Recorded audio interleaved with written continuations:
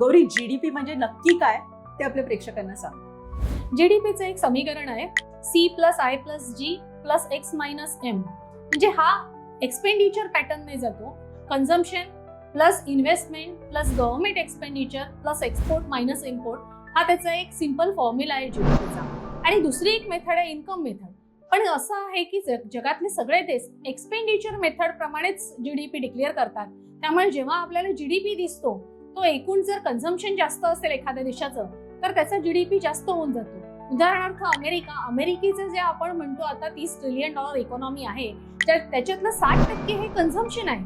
आणि 60% कन्झम्पशन असताना म्हणजेच नागरिकांनी केलेला खर्च असताना अमेरिकेचा जीडीपी हा $30 ट्रिलियन आहे. जर कन्झम्पशन अर्थात जास्त असेल त्या देशाचा जीडीपी जास्त झाला, ज्यांचं कमी असेल त्यांचा जीडीपी कमी होणार. आणि त्याच्यामुळे जीडीपी ही तसं बघायला गेलं तर तितकी स्पेसिफिक देशाचा उत्पन्न दाखवणारी कन्सेप्ट नाही. त्याच्यापेक्षा एक वेगळी कन्सेप्ट आहे ग्रॉस नॅशनल प्रोडक्ट म्हणून. त्याच्यामध्ये देशाचं ऍक्च्युअल प्रोडक्शन किती आहे त्याच्यामध्ये दिसून येतं. पण झालं असं, जसं अमेरिकेचं स्वतःचं प्रोडक्शन कमी झालं तेव्हा अमेरिकेने स्वतः जीएनपीचे आकडे देणं बंद केलं, तेव्हापासून बाकीच्या देशांनीही आकडे देणं बंद केलं.